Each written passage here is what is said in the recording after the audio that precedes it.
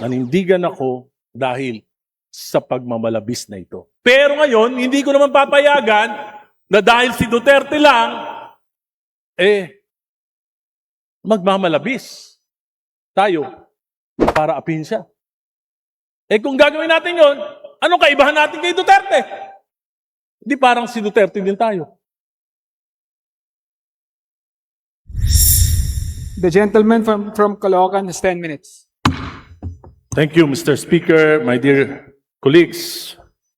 With due respect to the members of the Justice Committee, I cannot in conscience agree that this Congress has the moral ascendancy to claim that the impeachment process is genuinely in pursuit of our constitutional mandate to uphold accountability. Why? Number one, the process beginning the 19th Congress is already tainted. Ito po ay pagpapatuloy lamang ng proseso na naganap ng 19th Congress. It is marked by hundreds of billions in infrastructure allocations and massive ayuda programs to cooperating legislators in the 19th Congress. The allegations of maleta and paper bags of cash during the impeachment process in the 19th Congress, hindi pa po ito naimbestigahan at hindi pa nare-resolve. One of the prime movers of the impeachment in the 19th Congress is Saldico, who resigned and left the country. Nakapagdududa. Dahil yung mismong nangunguna sa impeachment process ang siyang may hawak ng bilyong-bilyong pondo na nawala, nadala sa mga alokasyon, nadala sa mga flood control at anomalous projects. Maraming mga pahayag na nakakabahala, ngunit hindi natin ito iniimbestigahan. Kung susuriin lang natin ang mga allocation sa mga distrito ng mga legislators na aktibo sa impeachment process noong nakaraan. At marami pa rin mga aktibo ngayon. In particular, in the 2024 and the 2025 national budget, magugulat tayo sa laki nito. Even in my opponent in the last elections, the 2025 elections, publicly admitted that she signed the impeachment of VP Sara Duterte in aid of allocation. Natatakot siya na hindi siya mabibigyan ng pondo kung hindi siya pipirma sa impeachment. These circumstances put serious doubts. Is this accountability or is this about political leverage? After the impeachment vote in the plenary, let us examine the status of the four later release allocations. Let us see if this correlates with how members will be voting in the 20th Congress. Yung bumoto ba ng yes, maririlisan? Yung bang bumoto ng no, at yung mga abstain, maririlisan? Malalaman natin ang katotohanan sooner or later. Ang impeachment na ito ay maliwanag na disenyo ng Marcos administration. Hindi para malaman ang buong katotohanan at para panagutin, kundi upang pabagsakin ang kalaban sa politika at upang makalusot sa pinakamalaking nakawan sa kasaysayan ng bansa. Ginagamit ang mga institusyon na dapat ay neutral tulad ng NBI, COA at AMLAC. This impunity, nakakabahala po. Kailan ito titigil? Paano? Pag ako na, tulad ko, na bumabatikos,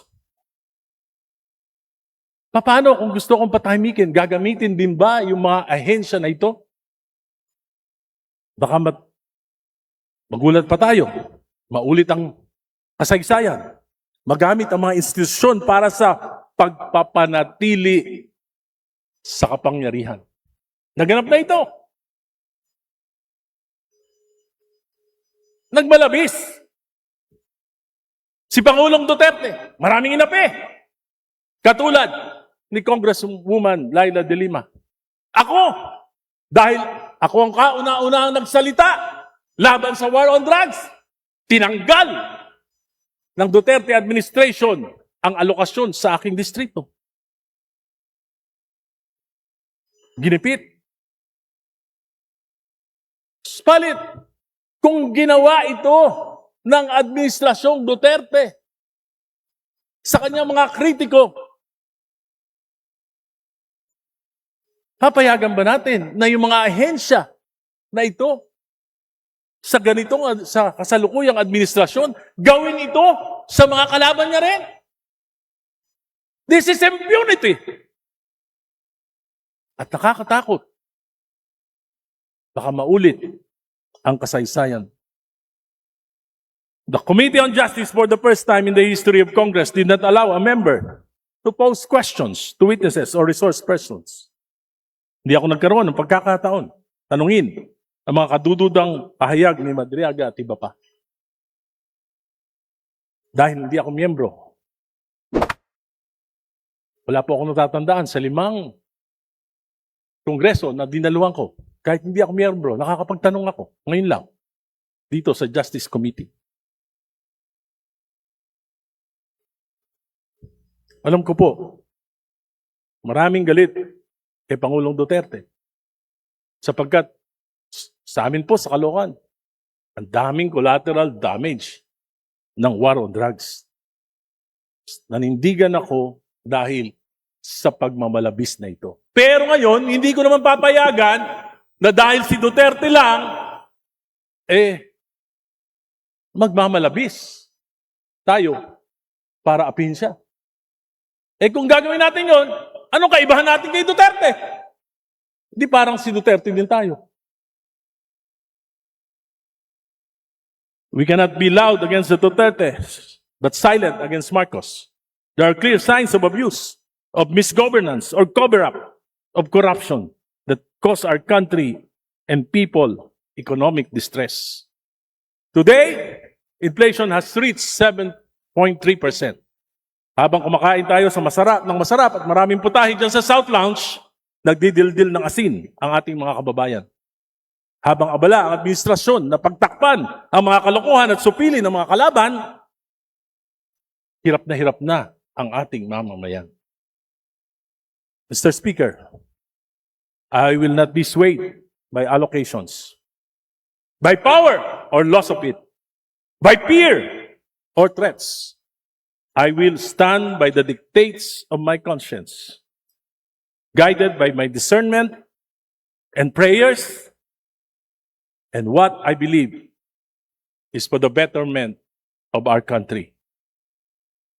Kasaysayan ng husga kung sino ang umaatras sa laban at kung sino ang nakikipagsabwatan.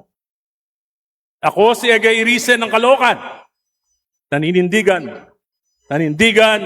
nung EDSA 1, nanindigan nung EDSA 2, lumaban kay Duterte sa war on drugs, 40 taong lumaban sa mga political dynasties, lumaban para kay Noynoy, para kay Cory, para kay Mar Rojas, patuloy na lalaban sa Administrasyong Marcos hanggang hindi nito masusumpungan ang katinuan.